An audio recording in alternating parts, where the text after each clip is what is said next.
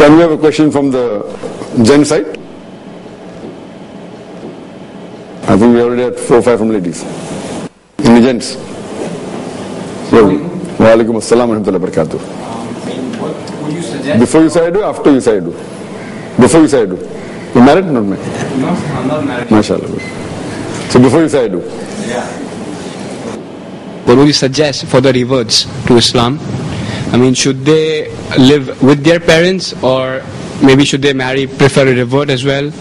So, I mean, could you just throw some light on this? Well, ask the question that what is your suggestion for reverts, and I believe that Brother Shams is a revert. Alhamdulillah. What's suggestion for a revert? That after marriage, he's not asking selecting the life partner. After marriage, should he stay with the parents or non-Muslims, or should he shift outside, or should he marry a girl who is born in a Muslim family, or marry a revert? The best would be that convince your parents, make them Muslims and stay with your parents. The best. Fine. Secondly, depending upon how your parents are, how well they've accepted you. If they've accepted you well and you feel it can be a smooth sailing, then there is no harm in continuing staying with your parents even after marriage. Smooth sailing doesn't mean everything is green. Smooth sailing means take a little problems. Because if your parents are non-Muslims and after you marry, there will be problems. But if you think the problems are not much and which can be handled, then I feel there is no harm in trying and staying. And if it turns out to be difficult, then later on also you can shift. So I prefer giving it a try first, unless you are sure that it's difficult. You know, my parents haven't accepted, then you can shift out and yet be good to your parents and take care of your parents. Because as a duty, as a son, you have to take care of your parents, irrespective whether your parents become Muslim or not. You have to obey them as long as they don't go against Quran and Sunnah. So your duty as a son is there, and your Jannah is beneath the feet of your mother. Even if she's a non-Muslim, yet you have to follow her commandments. Only those which go against Quran and Sunnah you can maybe disobey. But the other things, see to it that you love her more, etc. As far as, is it preferable to marry a revert? Or is it preferable to marry a Muslim girl who's already born in a Muslim family? Again, whoever is more virtuous of the two, you marry her. So you find a virtuous girl who's a revert, compared to a girl who's already born in a Muslim family, but following more of culture and not following Islam, then the virtuous girl is more important. But if you get a girl in a Muslim family, she's more virtuous and this girl is less virtuous, then better marry a girl who's born in a Muslim family. But if exactly both are on the same level, if you say everything is same, the beauty is same, the wealth is same, nobility is same, virtue is same, then which is better? Then I would say that out of the two, the better would be marry a girl who's born in a Muslim family. Because then there will be pressure from two sides. There will be pressure from your wife's side and from your side to handle the in-laws. So that will be maybe a little bit of a more burden. At least you get support from one side. But if the revert is very virtuous and very strong, high taqwa, then the other girl who's born in a Muslim family may get family support, but taqwa is not high, then better marry a girl who has high taqwa and is a revert. But generally, if both is same, I would prefer that, normally people think, oh, revert is better. Yes, it can mean some cases, but not always. You are revert, so easily acceptable. But then many a time, many things may not be known which is known to a person who is born in a Muslim family, brought up in a Muslim family, and you may do things which are wrong and which is normally known by the Muslims because of regular action. And then the pressure from both the sides may be too difficult to handle. Or maybe, so there are more chances of deviating from the truth. Not that you will depend upon each one's taqwa. If the taqwa is strong, nothing can shake. Taqwa and the iman is strong, nothing can shake. But if both are average, virtue, average, everything, so I would personally suggest that it's preferable that a revert marries a person who is born in a Muslim family. But again, virtue is more important criteria than only this. Let me answer the question. Any sisters have any questions? Assal-mo-alaikum. Wa alaikum assalam wa rahmatullahi wa barakatuh. I want to know what would comprise of an ideal Islamic Nikah. Sister has a question that what would comprise of an ideal Islamic Nikah, yes. Ideal Islamic Nikah. If both the spouses are ideal Muslims, then inshallah the Nikah also would be ideal.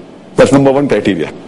If both of them, they would be husband and wife, ideal Muslims, alhamdulillah, automatically the Nikah will be ideal. But in terms of other things, our beloved Prophet ﷺ said that the best marriage is that in which the least expense is made. See to it that it's not extravagant. We are talking more about the function rather than, after selection of the husband and wife. See to it that the nikah ceremony you do it should be Islamic. Most of the people are more involved in saying how glamorous it is, what food will I serve, what decoration will I do, and that is the reason they require at least few months or maybe a year to prepare. So see to it that the marriage is on Islamic guidelines. See to it is simple. And the Prophet said, the best marriage is that in which the least expense is made.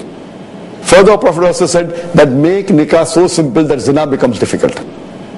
Now, nikah has become so difficult and zina is so easy.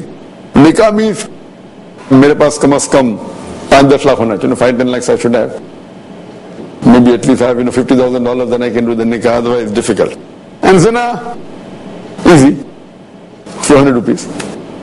So, the Prophet said that make nikah so simple that zina becomes difficult. So see to it that the criteria of the nikah ceremony should not be glamour, should not be based on any un-Islamic activities. And when we have the nikah ceremony, see that the hijab is maintained. Normally in our Muslim society, unfortunately, normally we have a lot of intermingling of the sexes during nikah ceremony. Or they may do nikah in a masjid and then have a grand walima. Walima is one of the important, very important sunnah, that after the marriage takes place, preferably after council meeting, walima is given, that's good, alhamdulillah, sunnah. But they want to do nikah simple. When nikah is simple, now walima is not mentioned, walima you do grand. And then you have in a big ground, a lot of decoration, then you spend 50 lakhs, 1 crore, whatever it is. So as far as the nikah to be on the Islamic guidelines, see to it that besides the would-be husband and wife being Islamic, even the atmosphere is Islamic, there should not be intermingling of sexes when you have the reception. See to it that there's separate section for the ladies, separate for the gents. Some places have separate section for ladies, separate for gents, but the stage is common. It doesn't make sense. They have separate sections, but stage is common. You want to display a wife, I'm going to marry such a beautiful girl. Everyone comes and hello, Mubarak ho. So it is not Islamic at all. Hijab has to be maintained.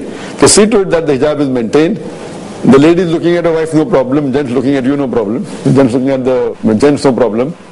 And see to it that some places you have segregation of sexes, different stage, but then you have waiters, gents waiters going in ladies section. So it's very important. See to it that the hijab is maintained correctly. And this can be discussed even when you're asking questions. The sister asks, what is the list of questions? I can ask her which level of interview, first, second or third. When to the final stages, then you can go into the discussion also that how is the nikah going to take place, it will be Islamic guidelines and everything. And see to it that the haram activities, like music is not played during the nikah ceremony, there's not too much extravagance, not too much of glamour, it should be simple, nikah can be done very simple. See to it that the meher is fixed as per Islamic guidelines. And one thing that should be given importance to is that see to it that when people come, they, mashallah, the people who you call should get rather a dawah or a message that it is based on Islamic guidelines. And you inspire other people to follow such acts rather than our so-called culture. That a person, tries to click business deals. I'm a businessman, so I have to click business deals, I have to make it posh. Fine, if the person is really stinking rich and if he spends based on his wealth, it's acceptable. But see to it, he doesn't do haram things like music, intermingling of sexes, etc. That's very important. So there are just a few points that how a nikah ceremony can be conducted. And see to it that what is haram in Islam, all the harams, all the list is avoided. And try and do as much as things which are mustahab. Simplicity, instead of spending 10-20 lakhs, you can give that in charity, or you can use that money for earning the word of Allah subhanahu wa ta'ala, and inshallah your life will be more successful. If you give it the way of Allah subhanahu wa ta'ala, if Allah has given you, so that thing would inshallah be a benefit for your married life to be conducted in a better way. Hope that answers the question, sister.